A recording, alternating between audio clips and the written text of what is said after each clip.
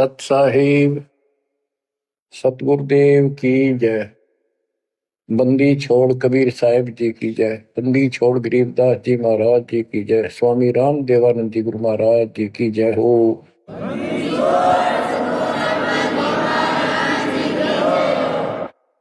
सर्व संतों की जय, सर्व भक्तों की जय, धर्मी पुरुषों की जय।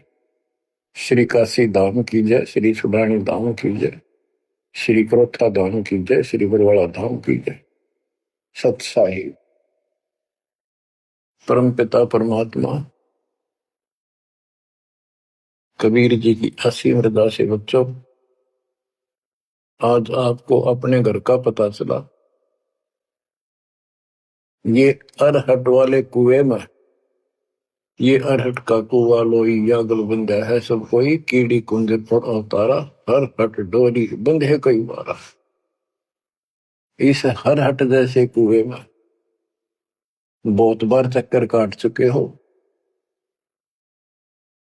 अब इस झंझट से छूटने का समय आ गया। आप किसी से पूछ लो, कोई भी मरना नहीं चाहता, पर सबको पता यहां रह भी कोई नहीं का। यह समस्या क्यों है? ये इसलिए है कि अब मृत्यु अच्छी चीज नहीं, सबसे घटिया ये है। फिर उम्र दोस्त था, जब तक जवान रहता है रोगी रोटी के चक्कर में उलझ जा रहा है, बस की बात नहीं। यहाँ की व्यवस्था ऐसी है, छोटे छोटे बच्चे होंगे, उनके पालने के लिए मर मिटता इंसान और करना पड़े, देखे जहां भूखे बैठे। तो ये मजबूरी है अपनी। और फिर सारा जीवन बच्चों को पाल पोस कर पढ़ा कर शादी कर दी, उनके बच्चे हो गए। बच्चों, अपना कर्म के साथ जीव आप बैठे। बच्चे कितने अच्छे हों, कितनी अच्छी बहू आ जा पुत्रवधू, लेकिन कर्म में दुख है तो कोई न कोई इसी आंट ला देगा काल। वो चाह कभी आप उसकी मदद नहीं कर पाओगे, उसके कर्म ना करने दे। जैसे आपको बता, या फिर कोई ऐसी बीमारी हो जाएगी, बच्चे भी, बेटा भी, पुत्र वधू भी दोनों बैठ कर रोने जाएंगे और चिल्लाए जा। सास या ससुर कोई भी है, वो कर्महीन इंसान दुखता होंगे, वो दवाई भी जो आ सके हैं अच्छे हॉस्पिटल में ले जाएंगे, लेकिन उस दुख उस दर्द 2900 न कौन मिटा होगा। बच्चों, बहुत बार समझा लिया आपको, कभी आंख नहीं खुलने देता। यू काल केवल सतगुरु शरण में आने से इस काल का प्रभाव हट जाता है कुछ समय के लिए, और तब ये बातें अच्छी लगती हैं। ना कोई गाना, ना कोई बेंजू बजे, ना कोई अच्छा सुर निकाल ले जाते, केवल ये परमात्मा की अमर कथा सुनाई जाती है, उस दाता की बोली, उस कबीर परमात्मा की महिमा सुनाई जाती है। और धीरे धीरे जब पाप कम होते चले जाते हैं, यह इतनी अच्छी लगती है। वो गाने सुना करते भगवती एक अन्य के लिए लगते इनके सामने, तो पाप कर्म जितने कटते चले जाएंगे, इतने ही आत्मा का आहार इसे अच्छा लगने लग जाएगा। ये बहुत सी घटनाएं सारे घट रही हैं, पर एक आधा सुनाने से सभी समझ में आ जाती है। एक व्यक्ति को अधर्म मार गया, पैरालिसिस होगा, और उसके 4 एकड़ जमीन थी, उन्हें 16 एकड़ बढ़ा दी। सारी जिंदगी मेहनत करी खूब कंजूसी के साथ। भगवान को जाने कौन था, कोई सुनता ही नहीं भगवान के बारे में। था उसको 4 लड़के हो गए, चारों की शादी कर दी, चारों अलग अलग हो गए, उसको पैरालिसिस हो गया। अब उसको कोई नहीं उठा उन चारों में था,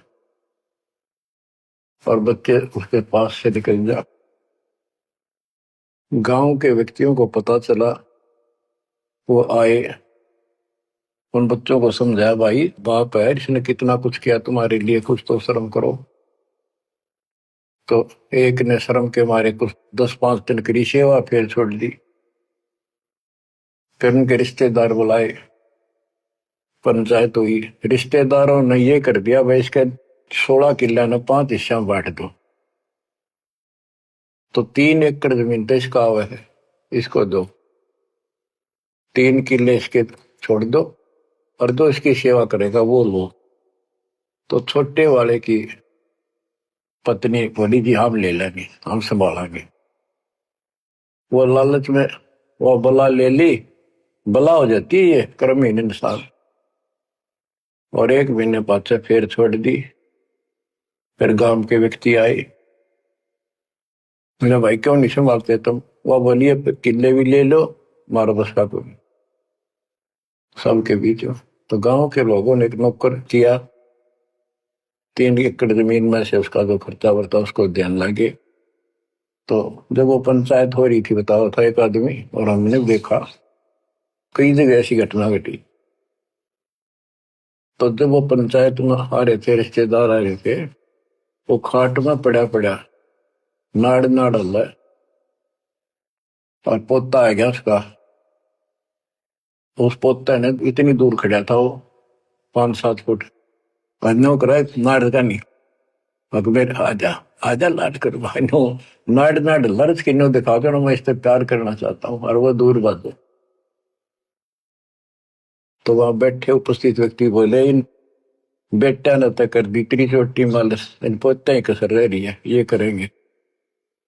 तो यहाँ अध्यात्म ज्ञान आता है, जो काम करने का था कर्म ने वो तो करया कोई नहीं, जिसका दुख भी टला हो, बेटा बेटी पुत्र वो दूर सब न अच्छा लगा हो।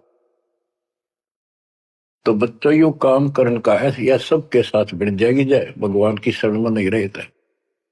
3 बातों को देखकर दास को और अधिक दृढ़ता लगी और भगवान के प्रति तड़पने लग गया।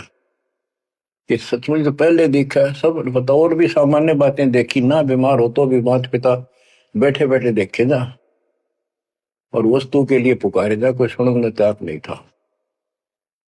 कबीर साहब कहते बूढ़ा होकर पड़े खाट में, सुने बचन खारे, कड़वी बात सुना करेगा, और कुत्ते ताउन का भी सुख को नहीं, ये छाती फूकड़ आ रही। पुत्र वो दुखा के गई बूढ़ा बुढ़िया ने के ध्यान रखियो को कुत्ता बिल्ली ना बढ़ जाए अंदर।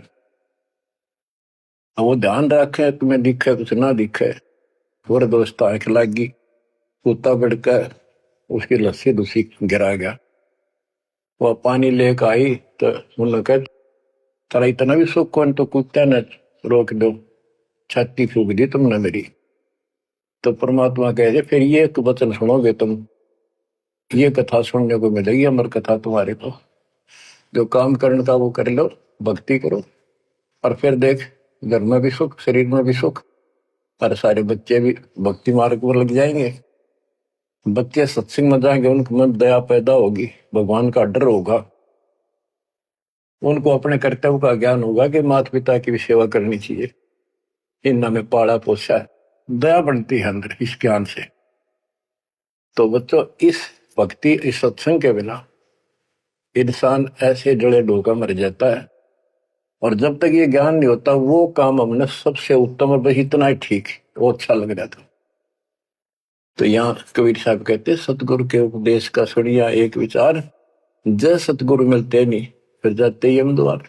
वो दुख और आगे देखो, मृत्यु के बाद यम के दूत घसीट के ले जाएंगे धर्मराय के उस न्यायाधीश के दरबार में, फिर उनका फैसला होगा इसको नरक में डालो, इतने वर्ष, इतने दिन, इतनी घड़ी कैलकुलेटेड होते होंगे।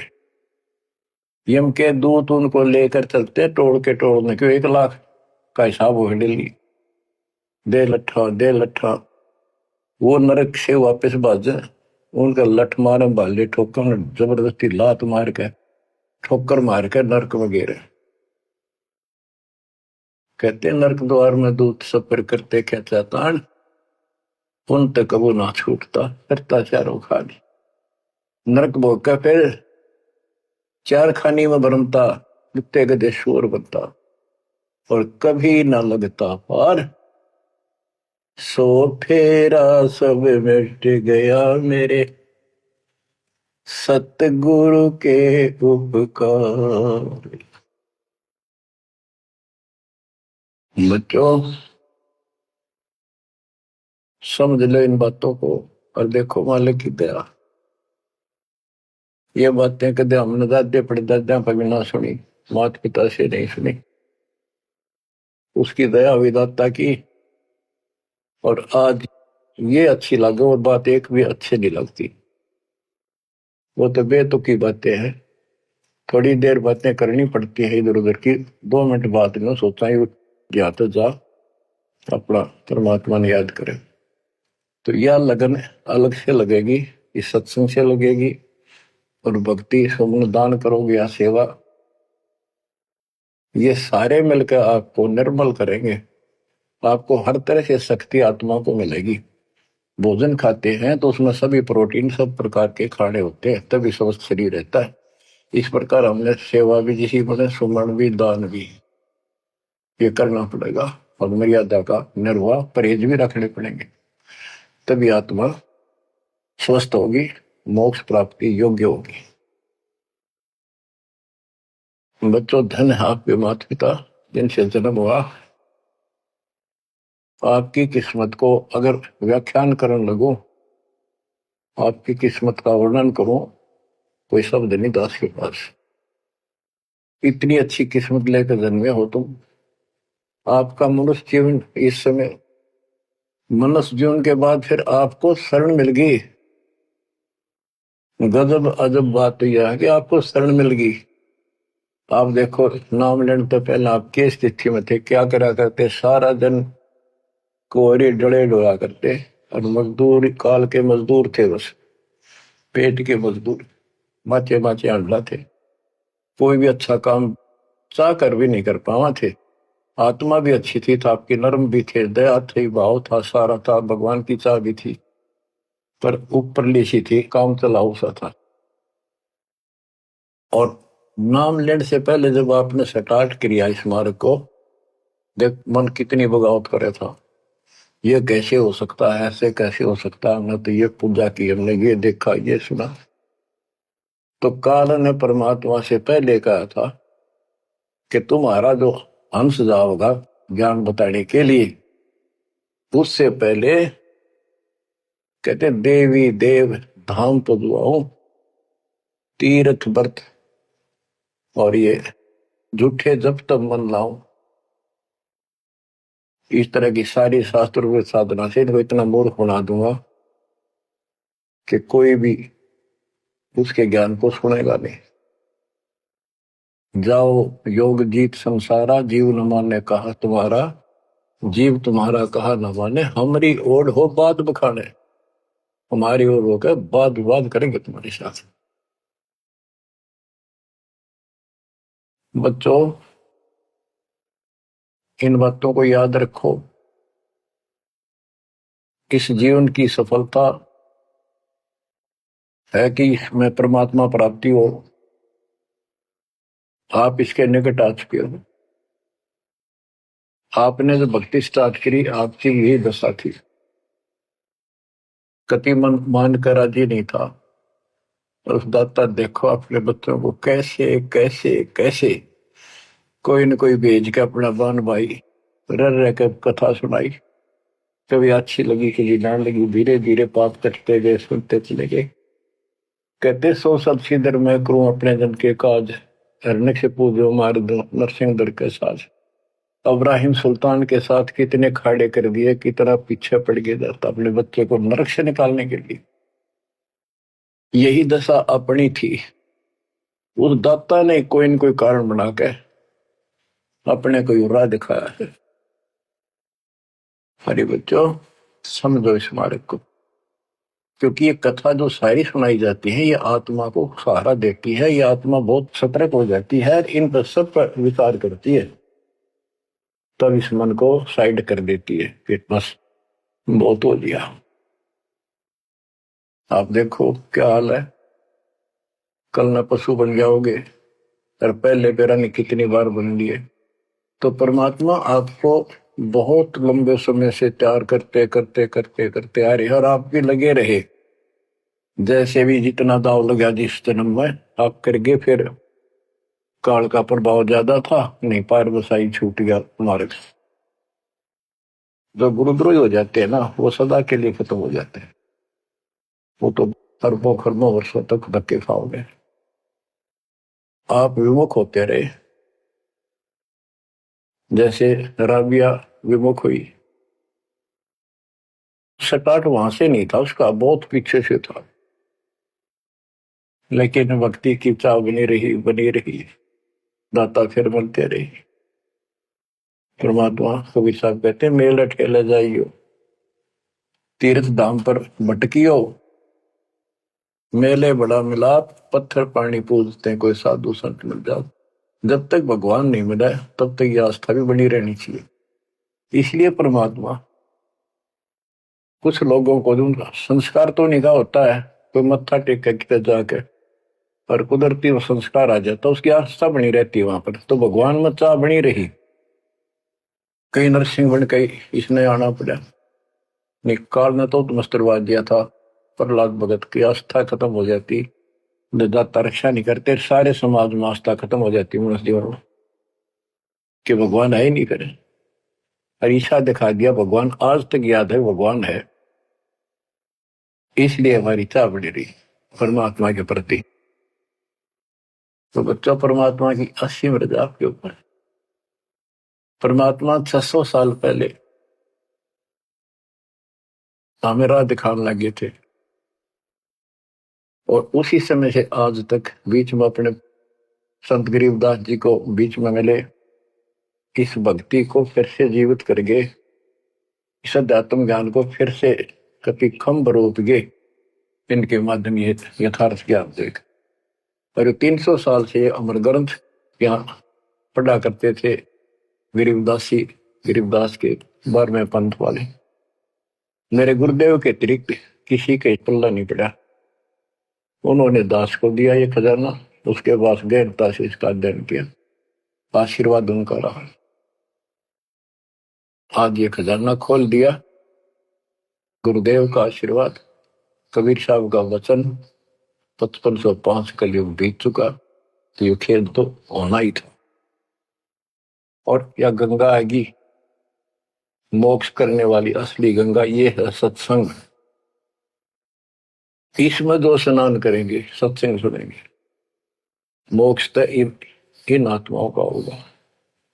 अब्राहिम सुल्तान को कैसे निकाला, उसके कोरडे तक खाए मालिक ने अपने बच्चे के, बता के लागत हो, क्या नाता था उससे। अब यहां विचार कर लो, उसका हमारे से क्या नाता है, कितना गहन नाता है। वो हमारा पिता है, वही हमारी माँ है।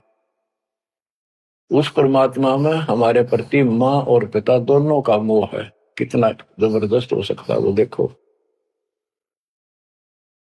तुम अपनी गलती से फंस गए, पर वो बैठा उस पर भी नहीं जाता खाली, कि कुछ तो निकालो काल के जाल से। आप आंख खोलो, इस मार्ग को दृढ़ता से ग्रहण करो, बच्चों वाली बातें छोड़ दो, सारा संसार एक तरफ हो जाए, आपने एक तरफ होना पड़ेगा। जैसे मीराबाई को कहा उसकी मां ने, सत्संग में जाना मेरा छोड़ दे, आए मारी लोग कर तकरार, सत्संग में जाना मेरा छोड़ दे, सत्संग में जाना मेरा ना छूटे, सत्संग में जाना मेरा ना छूटे, तारी चाहे जल कमरो संसार, सत्संग में जाना मेरा ना छूटे। इस दशा में, इस स्थिति में आपको आना पड़ेगा। ये संसार साथ नहीं जाएगा, ये संसारिक व्यवहार आपका कति काम नहीं आऊगा। ठीक है, बेशर्म होना भी नहीं, जितना हम समाज में सहयोग कर सकते उस तरफ में रहना पड़ेगा। प्यार दें सबको, नमस्कार करें, बड़े छोटे की कदर करें, अच्छा व्यवहार करें, हेल्प करें, लेकिन जहां अपने भक्ति में बाधा हो उसका नमस्कार करे, हाथ जोड़ लें दूर थे। बच्चों, गरीबदास जी ने बताया है, गोरख से ज्ञानी गणे और सुखदेव दती जिहान, सीता सी गो भारिया संत दूर स्थान। पुण्यात्मा, आपको अध्यात्म सिलेबस, ये अध्यात्म का पाठ्यक्रम पढ़ाया जा रहा है, दास टीचर है, और इसको बार बार रटवाऊंगा, बार बार समझाऊंगा, क्योंकि टीचर सारा साल उस सिलेबस को रह रहकर रिपीट करवाया करे, तब बच्चों के आत्मा में, उसके मन में, बुद्धि में वो सेट होता है। तो बच्चों, आपको ये सिलेबस दास बार बार रिपीट कराएगा और ध्यान से उत्सुकता से सुनते रहना। परमात्मा के ज्ञान को, सत्संग को सुनो, जब कति एकाग्र चित्त से सुनो। गरीब गोरख से ज्ञानी घने, सुख देव जति जिहान, सीता सी बहु भारिया संत दूर स्थान। अब आपको अमर ग्रंथ की अमर वाणी का कुछ अंश सुनाऊंगा। जैसे दास की बुद्धि काम करेगी, इसको सरल भी बनाऊंगा। गरीब यज्ञ रची जब पांडव राजा, नो नाथो नहीं ना दुहबाजा, 84 सिद्ध रिद्ध सब मोहे, पूर्ण ब्रह्म ध्यान नहीं जो है। अब क्या बताना चाहते हैं संत गरीबदास जी, कि जब पांडवों ने अश्वमेघ यज्ञ रची तो उसमें 33 करोड़ देवता, 88,000 ऋषि, ब्रह्मा विष्णु महेश तक उपस्थित थे, 12 करोड़ ब्राह्मण, और ये गिरिपुरी, इनका गिनती नहीं, 56 करोड़ जहां थे या दो, शंख पचायन नहीं बाजा ना दो। तो कहने का भाव ये है कि गोरख से ज्ञानी गणे, सुखदेव जति जिहान, प्रसंग ये है। और सीता सी बहु बारिया संत दूर स्थान। पांडवों ने अश्वमेघ यज्ञ क्यों की थी? श्री कृष्ण जी जो उनके गुरु थे, त्रिलोकीनाथ विष्णु अवतार, उन्होंने बताया था कि तुमने, क्योंकि युधिष्ठिर जी को भयंकर शोपन आने लगे, बेचैनी होगी, भूख गई, रात की नींद गई, वैद्यों से इलाज करा लिया, कोई आराम नहीं हुआ। श्री कृष्ण जी के गुरु थे, उनसे समाधान जाना और कारण पूछा कि हुआ क्यों। तब श्री कृष्ण जी कहते, तुमने जो बंदूक घात किए हैं, युद्ध में, महाभारत में आदमी मारे और अपने प्रियजन मारे, रिश्तेदार मारे, ये पाप वो हानि कर रहा है, वो सेध रहा है। समाधान ये है कि अश्वमेघ यज्ञ करो और पूरी पृथ्वी पर न्योता दे दो, कोई आओ, धर्म यज्ञ करो एक, और धर्म यज्ञ सफल होगी तो तुम्हारा यह दुख दूर होगा, अन्यथा नहीं होगा।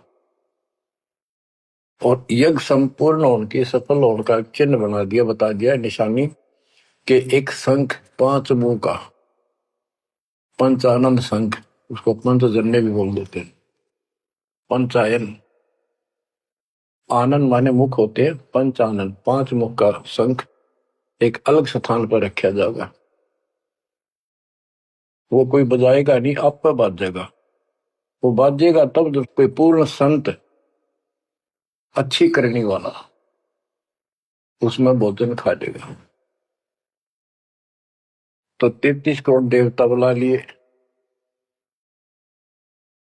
88,000 ऋषि आगे, 12 करोड़ ब्राह्मण आगे, तो किसी से भी शंख नहीं बजा। न्योता देने के लिए चारों पांडवों की चारों दिशा में ड्यूटी लाई थी युधिष्ठिर ने छोड़ दिया कि भी न्योता दे का निमंत्रण दो। भीम का निमंत्रण देने की जो दिशा थी, ड्यूटी थी जिस साइड में, उसमें सुदर्शन नाम के एक सुपच, जिसे आजकल शेड्यूल कास्ट कहते हैं, उसमें सुपच कहते थे, और वाल्मीकि जाति में थे वो। भीम वहां गया। भीम ने उनको निमंत्रण दिया कि भगत जी हमारे वहां आइयो, और मैं युधिष्ठिर राजा का भाई भीम हूं, और ऐसे ऐसे हमने एक अश्वमेध यज्ञ रची है, आप आमंत्रित हैं।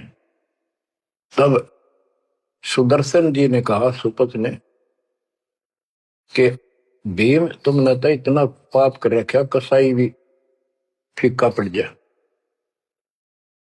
तुमने ऐसा जुल्म कर दिया, वो बहन आज तक रो रही है जो विधवा होगी सैनिकों की, उनके बच्चे टक्कर मार रहे हैं, माँ से पूछ रहे हैं पिताजी कब आएंगे छुट्टी। उनकी माँ एकांत में ज्यादा रो रही है, तुम बैठ के ठाठ कर रहे हो और तुम मौज कर रहे हो, तुम तो नरक में डाले जाओगे। मुझे बुलाना है, जो अश्वमेघ तुम करने जा रहे हो, ऐसी अश्वमेघ 100 का फल मुझे संकल्प करो, 100, तब मैं तुम्हारे जाके रोटी खाऊं, मैं कौन पड़े से नरक में। अब अहंकार था भीम को कि हमारी यज्ञ तो सफल होनी है, क्योंकि श्री कृष्ण जी रहे साथ।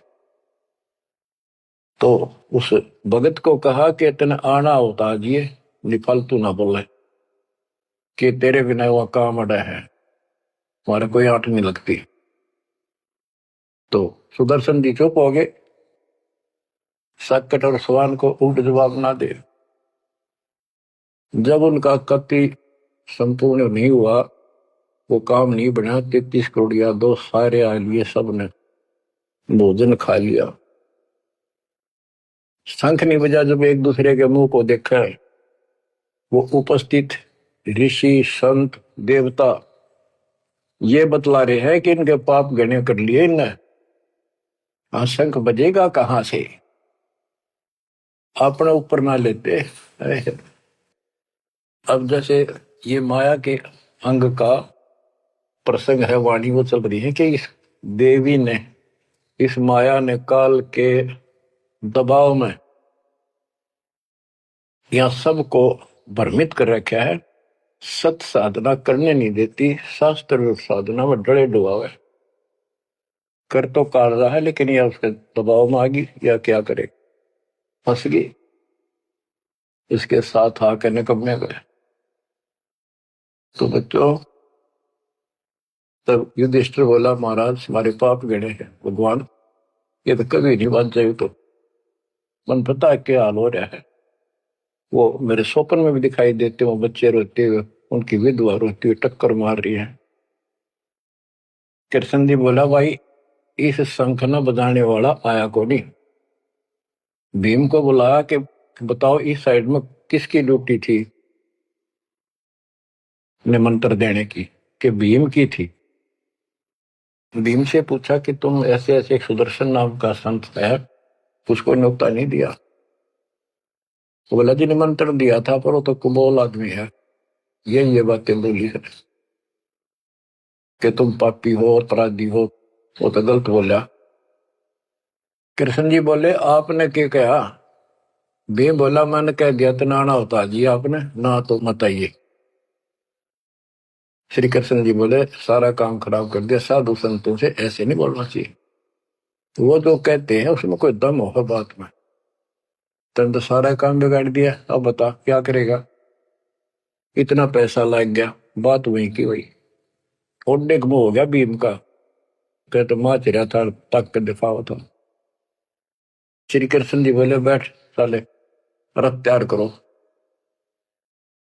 उस दौरान जब यह घटना घटी, उसमें परमात्मा करुणा में नाम से प्रकट थे कबीर साहब, और सुदर्शन उस करुणा में परमात्मा के बच्चे थे, शिष्य थे। सुदर्शन जी ने अपने गुरुदेव को जाके बताया कि महाराज ऐसे ऐसे वो भीम आया था, और मैंने उसको बोल दिया भाई ऐसे ऐसे कर। परमात्मा बोले, भाई वो यज्ञ तो उनकी पूरी हो को ना, उन तो वो सारे माया के पुजारी बैठे हैं, वह फिर आओगे, तू खिसक जाए यहाँ पे। सुदर्शन जी तो निकाल दिए, परमात्मा सुदर्शन रूप बनाकर बैठ गए। पांचों पांडव छठे कृष्ण जी गए, 1 योजन 12 किलोमीटर दूर रथ से उतर लिए और पैदल चल पड़े। जाके श्री कृष्ण जी ने दंडवत प्रणाम किया तो पांडव तापा मरे पड़े थे, पांचवा ने उन्होंने किया। तब सुदर्शन जी बोले, अब सुदर्शन जी कहूंगा मैं, क्योंकि ये फिल्म है, फिल्म में जो रोल जो करता है वही बोला जाता है। सुदर्शन जी ने कहा, आओ त्रिलोकीनाथ, कैसे आना हो गया। श्री कृष्ण जी बोले, हे सृजनहार, हे सारी सृष्टि के रचनहार, आप जानी जान हो, ये पांडव है और ऐसे ऐसे नहीं, अश्वमेघ यज्ञ की है, वो आपके बिना संपूर्ण नहीं हो सकती। आप दया करो और भीम की गलती को माफ करो। सुदर्शन जी बोले, भाई मैंने जो शर्त रखी थी वह पूरी कर दो। भीम ने पूछ लो क्या शर्त थी मेरी, वो जी पता हमारे को। तो श्री कृष्ण जी ने कहा कि संत मरण को ऊंचा लियो, तजमाया अभिमान, जो जो कदम आगे रखे, सो सो यज्ञ समान। ये देख लो, किसी में इतना भी अहंकार नहीं है। आज ये कति टूटे पड़े हैं, सारा खर्च हो लिया पैसा, बात वही खड़ी है। और वहां से लेकर यहां तक हम आए हैं, जितने हमारे कदम बढ़ते हैं वो सौ यज्ञ समान, वो एक कदम एक यज्ञ के समान है। अपनी सौ रख लो, बाकी हमारी जोड़ी में डाल दो, हमारा भी कल्याण हो। यानी आदिन्नी का भाव संत के सामने होना चाहिए। संत के साथ भगवान होता है, भगवान को अहंकार कभी पसंद नहीं। तब साधु भूखा भाव का, धन का भूखा ना, ना किसी में माँ का भूखा।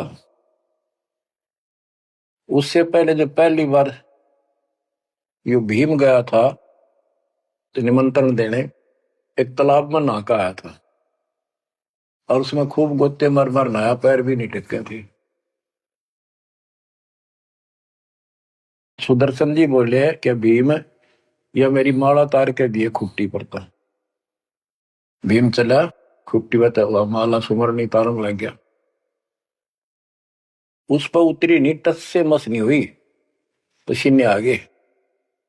जब सुदर्शन जी बोले, भीम उधर बड़ी डींग मारा था कि युद्ध नहीं जीता जाता, एक का मारू था 10 मरे थे, और ये माला ना उठी तेरे थे, छोड़ के आ गया, दूर खड़ा हो गया। और कोई दिखाना भी जरूरी था कि कुछ है इसके पल्ले, ना तो उनके मन में फिर दूसरा देता। ऐसे हाथ किया परमात्मा ने, वाला अपने आप उठ के उनके हाथ में आ गई। धर्मदास या घना अंधेरा, बिन परचा जीव जम का चेहरा। अगर थोड़ा बहुत ना दिखाऊं अपनी शक्ति तो काल का बंधेरे मेरी तरफ आवे को नहीं। उदिंदा बड़ी बात बोल रहा था भीम, और सुन ले, तेरे जैसे पहलवान बहुत होगा जाए लिए।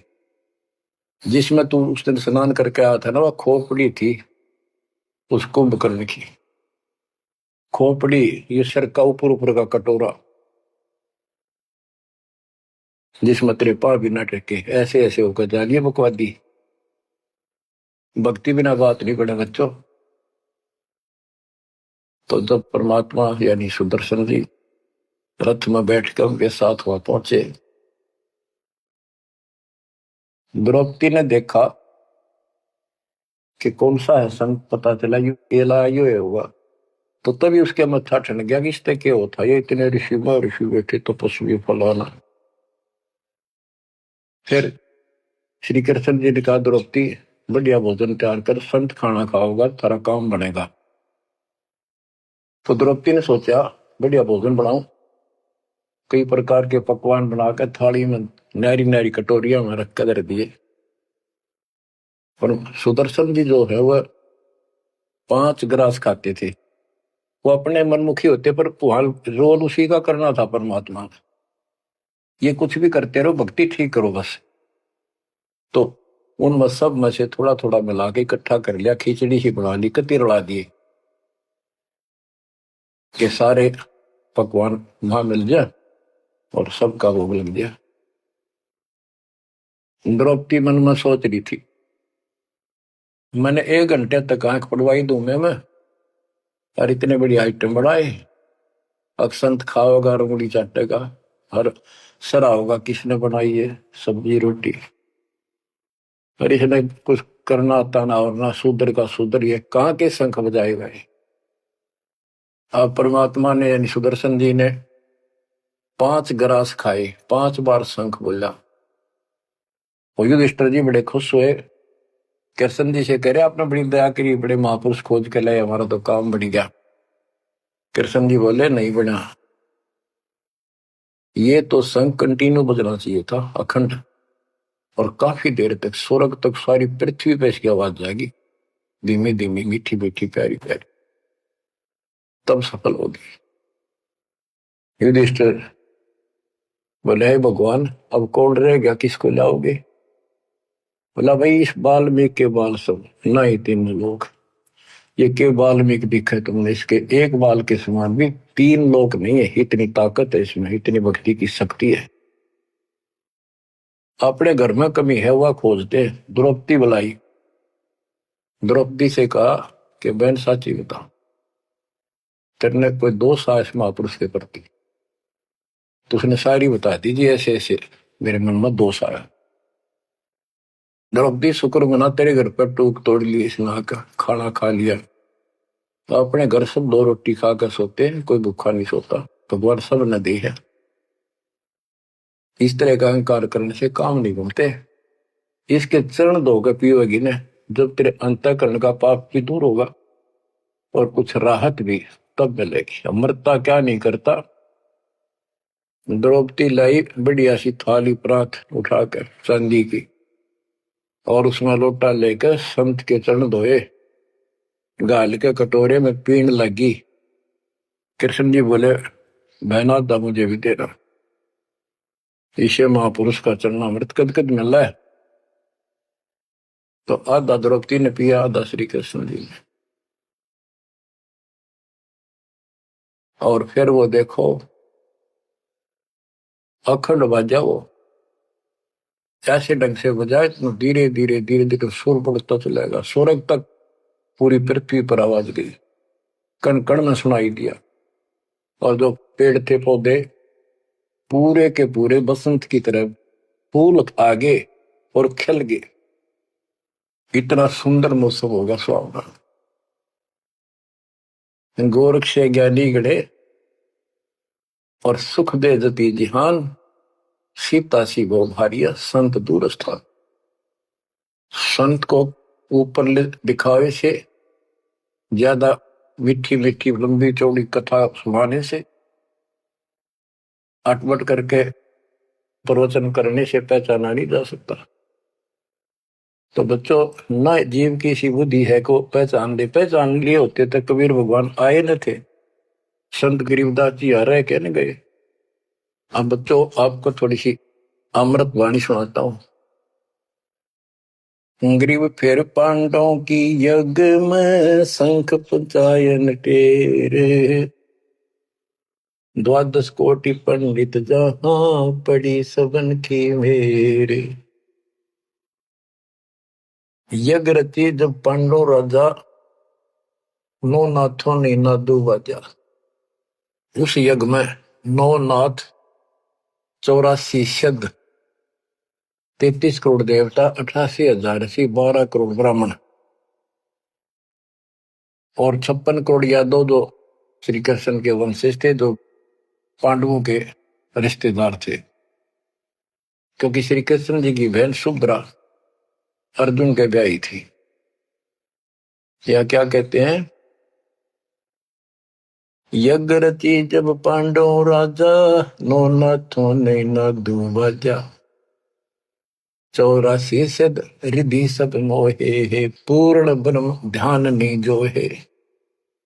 अब माया के उनकी वाणी पर देखो छिए, इन्होंने बताया है कि 84 सिद्ध 9 नाथ ये रिद्धि सिद्धि में उलझा रखे थे। 84 सिद्ध रिद्धि सब मोहे, इन्होंने पूर्ण ब्रह्म ध्यान नहीं जो है, पूर्ण परमात्मा की भक्ति नहीं करी। कोटि 33 यज्ञ के माही, सुर नर मुनि जन गिनती नाही। 56 कोटि जहां थे यादो हो, जिनसे नाही बाजा नादू हो। कोटिक वक्ता वेद उचारी, ना बयम संपूर्ण सारी। सठ दर्शन की गिनती नाही, अनाथ जीव जी में बो माही। ओहो, सठ दर्शन ये गिरिपुरी कहती है, बहुत गड़े आए हुए थे, और अनाथ जीव भी बहुत गड़े आए। सुर नर मुनि जन तपा सन्यासी, दंडी वृत्त बहुत उदासी। कामधेनु कल्प वृक्ष ही लाए, तीन लोक के सुर नर आए। पांचों पांडव कृष्ण शरीरा, जिनसे यज्ञ बही निधीरा। होय होय, पांचों पांडव और श्री कृष्ण जी वही खाना खा चुके थे, उनसे यज्ञ बही नहीं थीरा, उनसे यज्ञ नहीं हुई पूरी। एक बाल्मीक नीचे कुल साधु, जिन शंख पचायन पूरे नादु। और गनो माया के पूता, ब्रह्म जोगनी सब ही दूता। ओहो, कहते हैं एक बाल्मीक नीचे कुल साधु, जिन शंख पचायन पूरे नादु। ये और गनो माया के पूता, ये और तक माया के भ्रमित है, माया सिद्धि प्राप्त करके लोगों को प्रदर्शन कर रहा, ये भी माया जाल। या महिमा पागी न इनमें खेल ले गए खिलौने से, या माया ये देवी न उलझा रखे काल के दबाव। कहते हैं और गनो माया के पुता, ब्रह्म जोगिनी सब ही दूता। अब क्या बताते हैं, गिरि पांचों पांडव संग हैं, और छठे कृष्ण मुरार। चलिए हमारी यज्ञ में हे समर्थ सिरजनहार। अब श्री कृष्ण जी भी तो तीन लोक के मालिक हैं, पिछले संस्कारी हंस है। परमात्मा ने उनको सद्बुद्धि दी, उनकी दिव्य दृष्टि खोली कुछ समय के लिए, तो उनको भगवान दिखाई दी था। वो सुदर्शन उस दिन थे भी भगवान, पर उसको एहसास था, क्योंकि अध्यात्म मार्ग के अंदर अपने आप आत्मा अपने से शक्तिशाली के आगे नीचे हो जाती है, मुरझा जाती है। गिरि पांचों पांडव संग हैं, और छठे कृष्ण मुरारे। चलिए हमारी युग में समर्थ सृजनहार। गिरि पांडव यज्ञ अश्वमेघ में, सतगुरु किया पिया ने। पांचों पांडव संग चले, और छठा भगवान। गिरि पांडव यज्ञ अश्वमेध में, वाल्मीकि की बे। शंख पचायन बजाइया, राख्या नहीं संदेह। ग्रीव सुपच रूप धर आइया, सतगुरु पुरुष कबीर। तीन लोक की मेदनी, सुर नर मुनि जन भीड़। कहते हो सुपच का रूप धरकर स्वयं सतगुरु परमेश्वर कबीर जी आए, जहां पर तीन लोक की सेना बैठी थी मेदनी, या दुनिया भरी पड़ी थी। 33 करोड़ देवता, 88,000 शेरियो, 56 करोड़ यादव। 33 कोटि यज्ञ में आए, 688 सारे।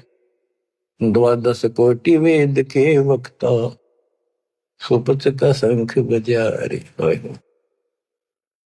के 33 करोड़ देवता, 88,000 ऋषि, 9 नाथ, 84 सिद्ध, 12 कोटि वेद के वक्ता ब्राह्मण, ये सारे वहां पर बैठे थे। उन तो यो छोटा सा काम नहीं हुआ, 3 ताप के अंतर्गत पांडव दुखी हो रहे थे।